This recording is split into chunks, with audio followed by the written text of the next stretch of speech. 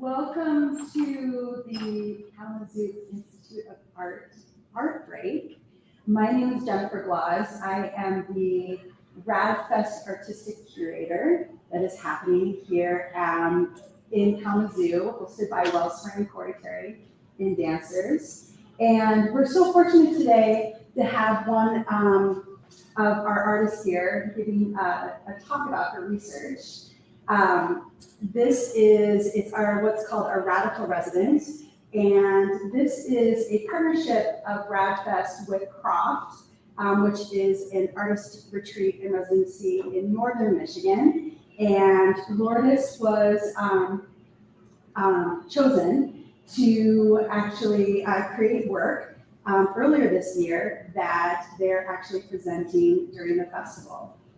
RADFest is a 4-day adjudicated, curated dance festival offering, we're producing 10 live staged concerts, including in that a live screen dance installation that'll be ongoing throughout the weekend at the Black Arts Cultural Center, and also a screen dance premiere that is happening at KP Cinemas on Friday at 5 o'clock. And we have 200 artists coming in from around the world to partake in the festival. We're producing 56 choreographers, and Lourdes del Mar, Santiago, Lebrón is one of these artists. And I'm really excited for them to be able to talk about their work. So welcome, Lourdes. I also wanted to mention that we are so fortunate today to have one of our Wellspring and RADFest staff members here. So if you're interested in any of the festival goings, you're welcome to reserve tickets right here today. And also I have a postcard with all of the events that I can offer as well. Thank you. Thank you, Jennifer. I think good afternoon at this point. So like Jennifer said, my name is Lourdes del Mar, Santiago, Lebrón. I respond to Lou though. And I'll start by telling you a little bit about myself. I'm from Puerto Rico. I started dancing at Escuela de Bellas Artes de Ponce. It's a public art school in Puerto Rico. The education system in Puerto Rico is notorious for being underfunded. So it was an interesting time. That's really where arts really started to happen for me. I would leave school and go to La Escuela de Bellas Artes de Ponce and walk the halls, and you would hear someone play a trumpet. You would see someone doing a pirouette on the side, and you would see an art student making a sculpture in the middle of the hallway. And that's kind of where everything started. And I think dance has really shaped my entire life. I'm really grateful for that. So when I was 18, I auditioned in New York for the Peabody Conservatory in Johns Hopkins, and I got a full ride. So I moved to the US when I was 18, and freshly off the boat, but freshly off the plane, kind of started to realize that my identity as a Puerto Rican queer woman was a little contested and was something I had to negotiate within dance spaces.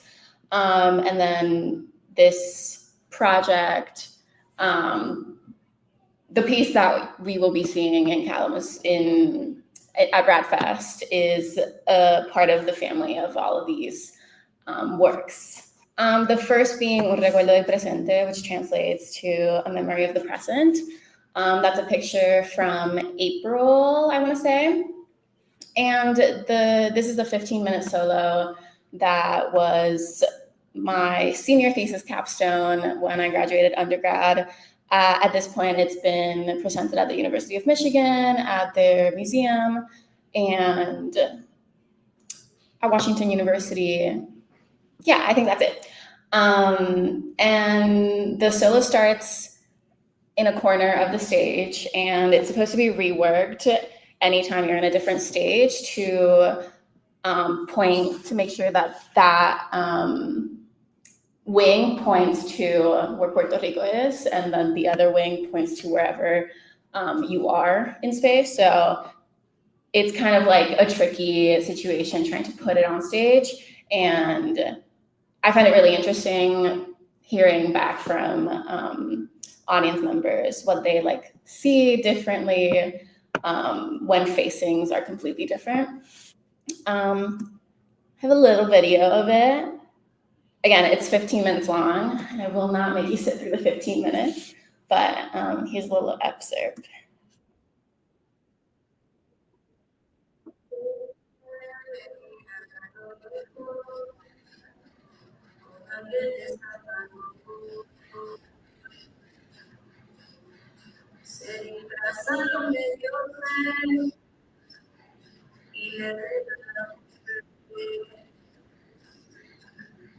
Pero yo no veo vida.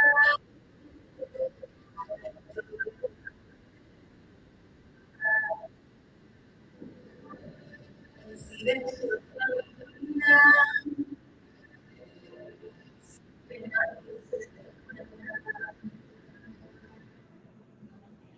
y en la vida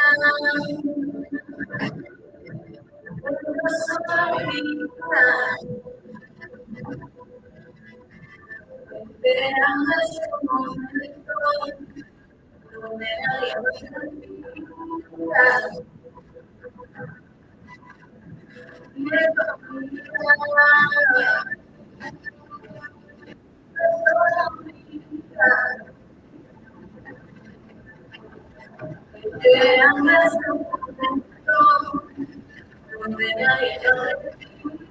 mira.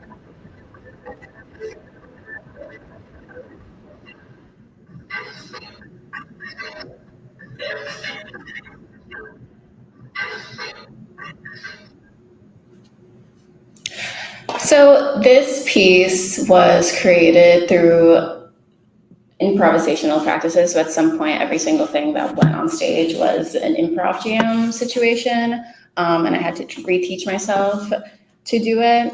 And in doing so, I was really trying to tap into this idea that the ways in which we move through the world are very much stored in our embodied knowledge and how we do things day to day. And for myself, moving to the US, the ways things happen day to day have changed exponentially within the past 6-7 years. And one doesn't take the ballet off of your body to go to your grandma's house to dance salsa. You don't take off the modern technique to go do West African movement when you go to class. So all of those things live in your body. They exist and coexist and negotiate. And I was trying to make sure that all of those things were visible, and also tap into the fact that that is still a conversation that is ongoing within myself and within many creators of color. You're allowed to be complicated and you're allowed to bounce around because faces are not usually made to fit every single aspect of who you are. Yeah. So that was the first iteration of this larger project that I'm now figuring out the wording for it. These pictures are from our time at the craft with Ben during last July. It was beautiful. We were outside hearing the birds chirp, looking out into the water. It was an awesome time. And the piece we started working on, was inspired by the time I went back to Puerto Rico to go hang out with my grandmother. And they crochet a lot. They crocheted me an entire wardrobe when I moved to the US because I very much was hanging out in shorts and tank tops, as one does in 100-degree weather, and suddenly had found myself in the cold.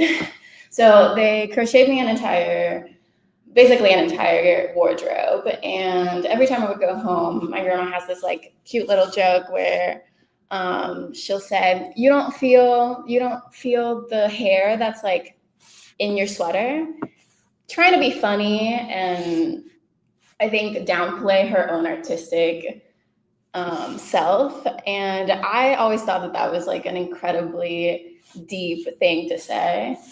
Like, yes, ma'am, I do feel the hairs that have shed from your body carrying me around, and I carry them with me all the time, and they keep me warm and they keep me grounded. And at the end of the day, I do always come back to this house and this practice and these memories. Crochet is like a very big thing in my family. It has been like passed down from generation to generation, specifically like within the women in my family. And I think when I was younger and was not old enough to be in La Escuela de Bellas Artes de Ponce, crochet was the one thing that like would keep me quiet and sitting and entertained so I wouldn't destroy the house. And I think that's like a really interesting way of thinking back to myself and seeing how my artistic self was negotiating through our reality at the time and how it's going to evolve and has evolved within my own artistic practice now that I've decided that I'm a professional dancer and I make dance and this is what I want to do with my life. So while we were at the craft, I brought with me a few pieces from their collection, one of which I'm wearing right now because it's chilly outside today. And me and my dancers, my collaborators, who are my very good friends from undergrad, looked at them. We made patterns. We transfixed them onto dance, made them into dance, and made 30 minutes of material just based off of the garments. This piece is tapping into the fact that dance is regarded as fine arts and textile work is not. And I think that has a lot to do with the connotation of textile work and its connection to like womanhood and domesticity, which I think is also why my grandmother says, you don't feel the hair, and to like downplay the actual masterpieces that they create. I also think it taps into this idea of family. The 3 other people on stage with me are some of the people I have danced with for the longest time. They don't even have to look at me and I could know what they're thinking, which is really necessary for this piece. We all work and study and make art in different places. 2 of them are living in New York right now, one of them in Baltimore, and I'm in St. Louis. So this entire process has been kind of like a touch and go situation, which requires a lot of trust. And we've kind of made a tiny little family on stage that resembles my own family, and how much trust and confidence we might have with each other as things like don't change even when you've been gone for months and you just return and everything's back to how it was. I have a little trailer for the piece that will be tomorrow. Yeah, tomorrow.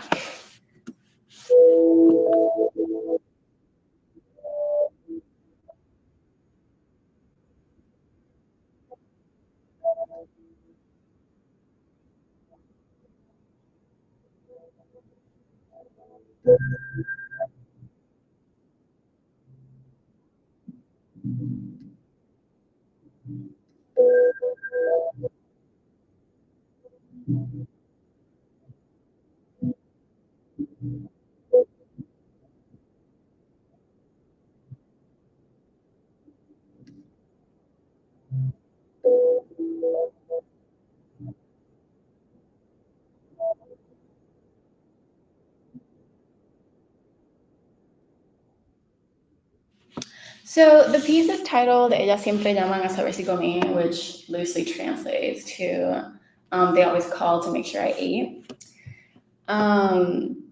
which is what the women in my life do. They say hi, how are you, how's the week, did you eat something? And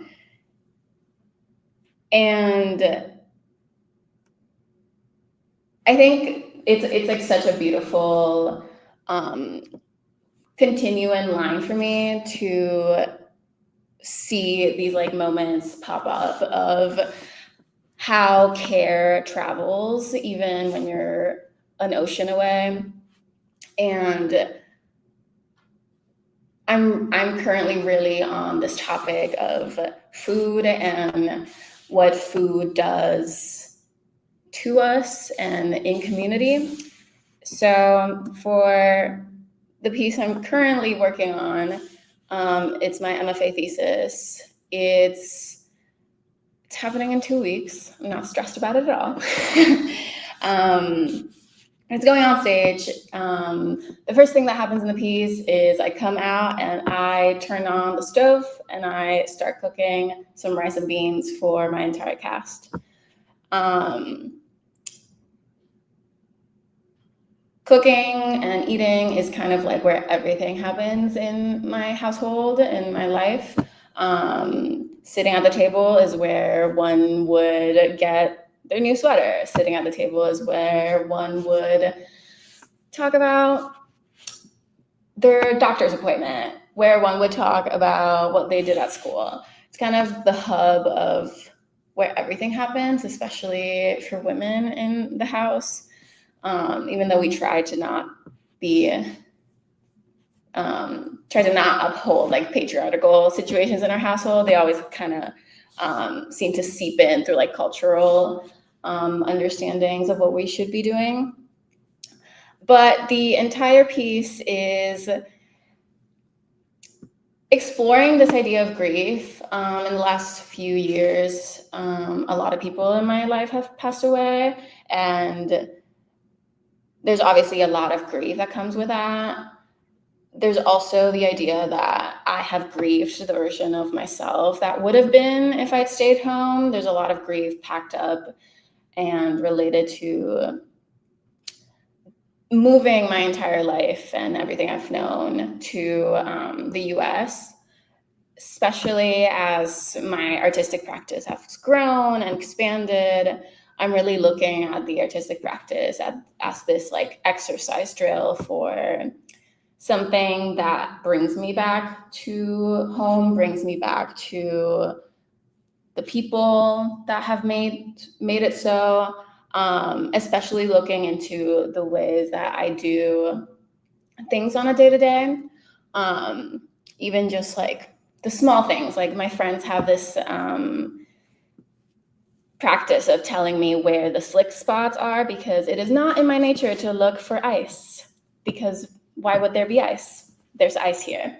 Stuff like that. And this entire piece is looking into dance and how the physical aspects of dance and this like cathartic pushing through the sweaty, the panting, the uncomfortable, the, oh, it kind of hurts, can repackage the brunt of grieving that happens too often and too close to each other, and maybe make it into something that looks back into the past and reminds us of how things moved at some point and what we might learn from that. Like I was saying, I'm really thinking about food lately. These are all photos from my last trip home. Mangoes, avocados, that's kind of what every market looks like.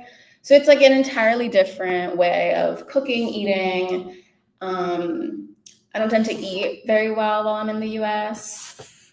Produce doesn't taste exactly the same.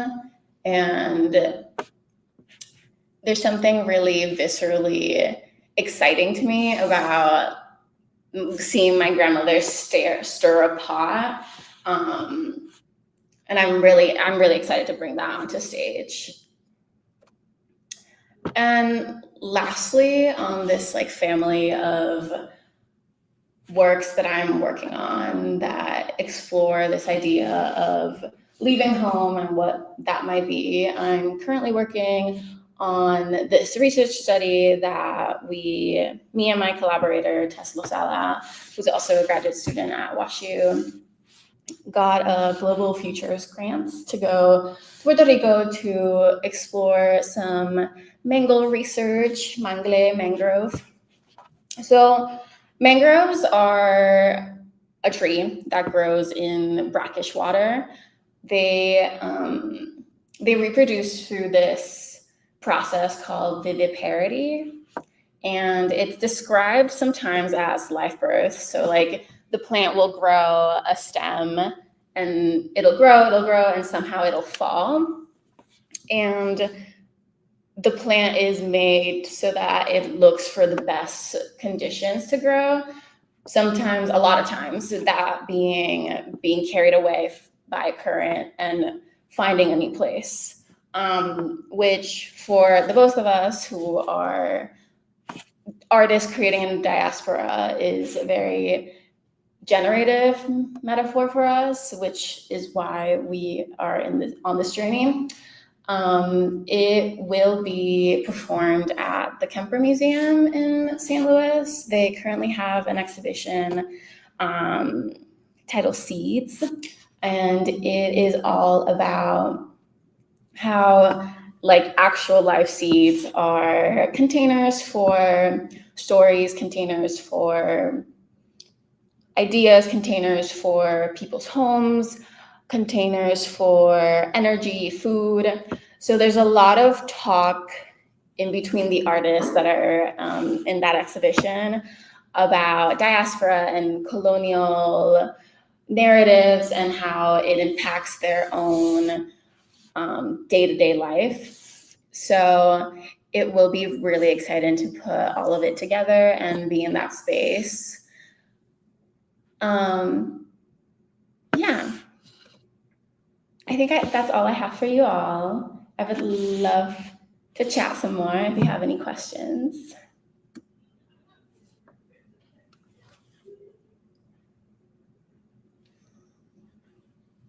Yeah. Would you mind going back to the previous slide? There was a phrase there I wanted to know what it means. Embodied research. Yeah. Embodied research. Right. Okay. So that's a big component of dance studies right now. So dance studies in academia is like fairly young. Before that, it was housed under anthropology, which like makes sense. But embodied research, embodied practice is the idea that we know more about how our bodies move than what you can write, right? So you can say, yes, biologically, like we know that the elbow does this. But how do you do that? Considering that one time you fell on your elbow and you broke it, you kind of have to go this way, right? So in dance studies, it's the idea that we can get more information about a certain type of dance or group of people or collaborative process through looking not only at the political, socioeconomic situation of where that dance was created, but also what is happening within the bodies of those performers and how that might also be part of the larger ecosystem of things that we need to consider when we do research. Does that answer your question? It does, but that leads me to still trying to understand the statement at the top of how that lens applies to the destruction of the Caribbean mangroves. Sure.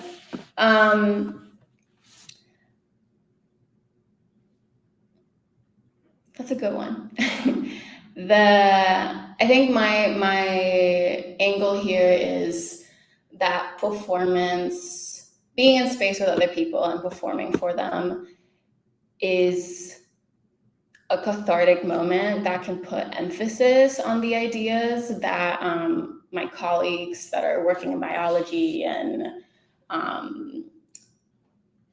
environmental science and planetary science can tell us that information, and performance can be one of those places in which that information gets generated into perhaps new ideas, perhaps new ways of interacting with these spaces, perhaps new ideas on how we as a community might be able to mitigate the effects of some of these, for lack of a better term, like a failure of infrastructure in Puerto Rico and in our environmental department.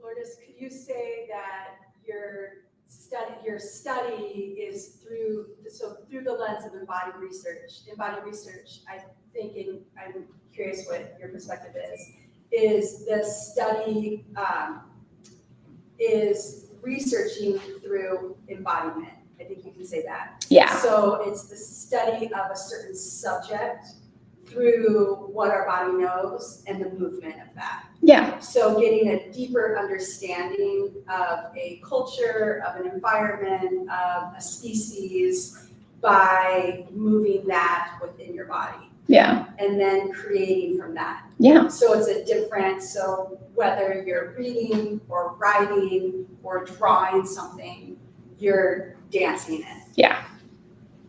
And your body can take on a more, perhaps, an additional three-dimensional perspective. Mm-hmm.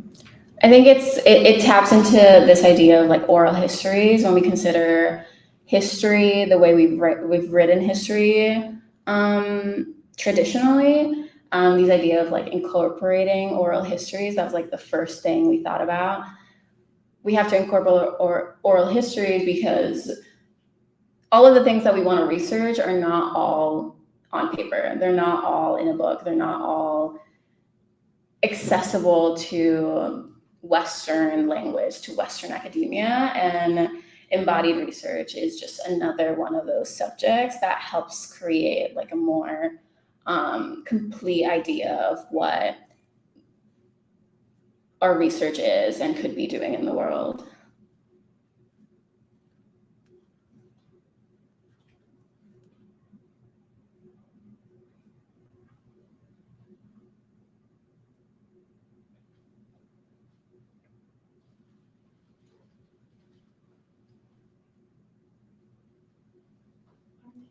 So do you know, like, how this research would be going about?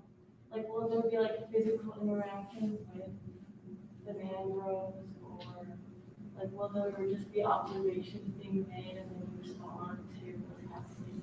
Sure. I'm not exactly sure of all the details because we're yet to travel there, but yes, my plan is to both be in contact with all of the biology, environmental science, planetary science people who will know all of the things that I need to be paying attention to. And me and my collaborator plan to spend a good amount of time in the area with the communities that thrive in this, because of these environments that are close to their homes and communities. And bring it back to St. Louis and perform it within the confinements of the museum, where all of these where the exhibition with all of these artworks that talk about seas and they're containers for diasporic archive memories and things of that sort. Yeah.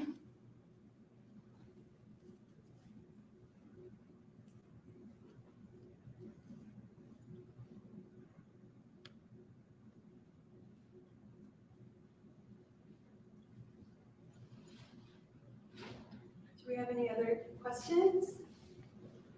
Well, thank you so much, Lourdes. Thank you for having me. I wanted to again share, I haven't yet. So RADFest is the Regional Midwest Alternative Dance Festival, and Lourdes is presenting their work tomorrow in what is called our Michigan Made concert. And the concert happens at 7 o'clock in the newly named Corey Terry Theater in the Epic Center. And the Michigan Made concert is a celebration of dance that is made by Michigan artists or actually created. So Lourdes is currently residing in St. Louis, but came here to research and also create a work in Michigan. So that is why it's being presented in the Michigan Made concert. We also have 9 other concerts going on throughout the weekend that you can purchase tickets to, and a lot of free events too. There's a coffee talk discussion on art on Sunday morning, and we are actually in partnership with the KIA on Saturday through their art detective program, in the morning, and also at 2 o'clock in the afternoon, we're having a live music community dance jam in this room. So hopefully you can partake in any of the other RADFest events. But thank you so much, Lourdes, for being here. Yeah. And thank you all for being here and sharing your time on this rainy day.